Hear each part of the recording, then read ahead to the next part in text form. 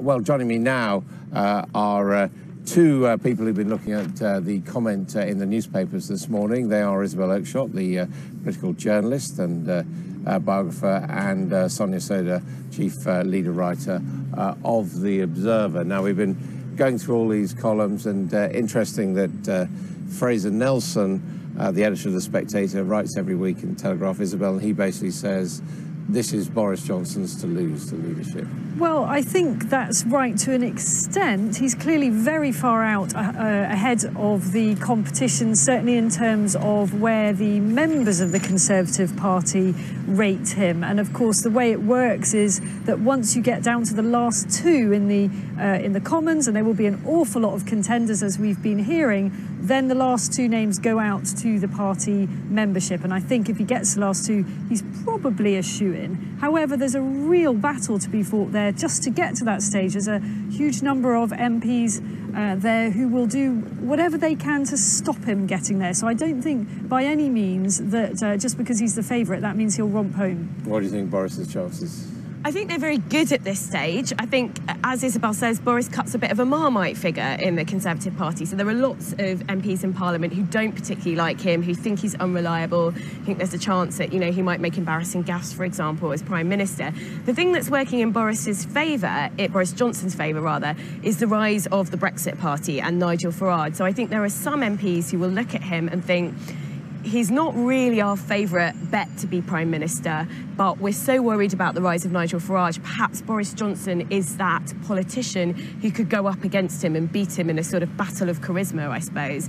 I think Boris Johnson's people will be pushing for a very quick leadership election, though, because, as Fraser Nelson says, he is prone to gaffes. He made gaffes last time, during the last leadership contest in 2016.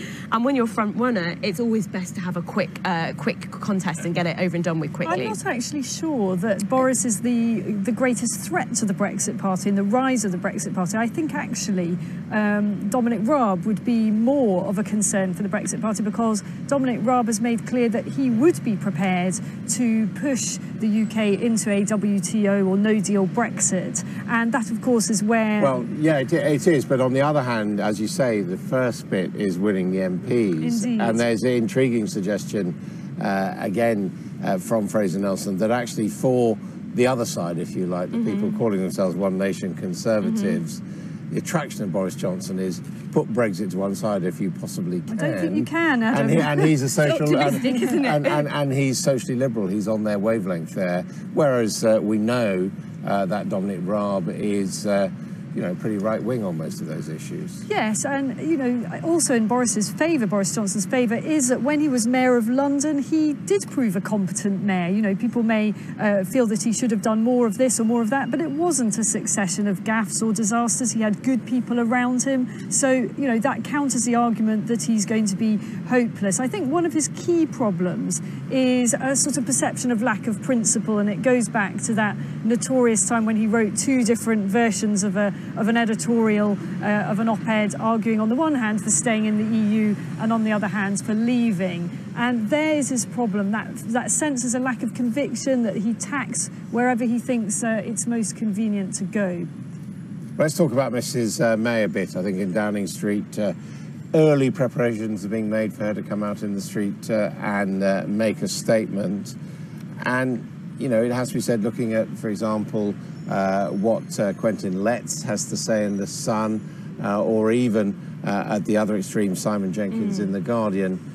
In the end, not much sympathy. Everybody thinks it really is time for her to go. And I think that Quentin Letts piece in particular is really excoriating about her. The upshot of it is that she's a dull Prime Minister who is never going to succeed in what she was trying to do.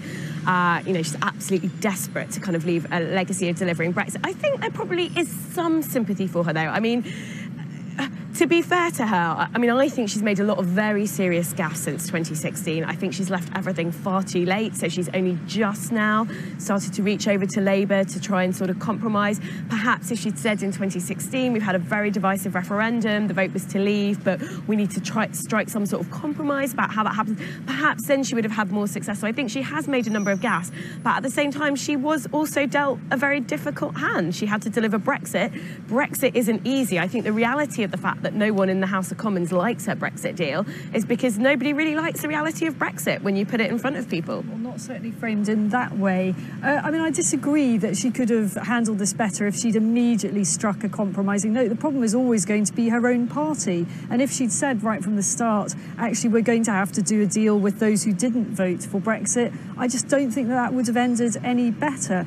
She will be put down in history, I think, as an abject failure. And this, the end of it is probably the worst bit of it. If she'd left with some dignity some time ago, perhaps she could have salvaged her reputation. But this extraordinarily drawn-out departure, I've never seen anything like it. I mean, Prime Ministers don't leave like this. They don't shove the sofa up against the door and refuse to listen to anyone. It is so undignified. I mean, that is interesting. We're just hearing that Larry the cat has been moved out of the way, so it doesn't interrupt the Prime Minister barrier.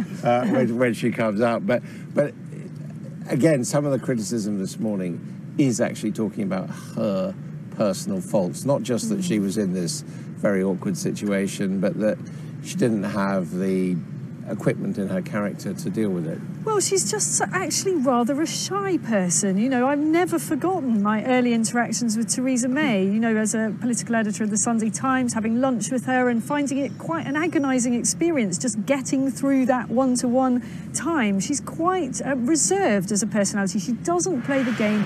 And crucially, what's really emerged in recent months is the extent to which she refuses to listen. I think that Number 10 has become kind of a bunker. It does happen towards the end of premierships. It's not an unusual thing, but the scale to which that has happened here is remarkable. I mean, also suggesting that she's been untrustworthy. I mean, she hasn't always told everyone the truth. Well, I think that's certainly true. She never kind of faced up to the public and said, look, I can try and deliver Brexit, but it's going to be difficult. She sort of swallowed the Leave campaigns in that sort of sense and kind of implied to the public for a very long time that it was going to be really easy. And then, hey, presto, she brings out this withdrawal deal that doesn't make it look easy, and people don't like it. So there's a bit of a surprise. But I agree with Isabel. I think when she first became Prime Minister, people talked about her grit as if it was a strength.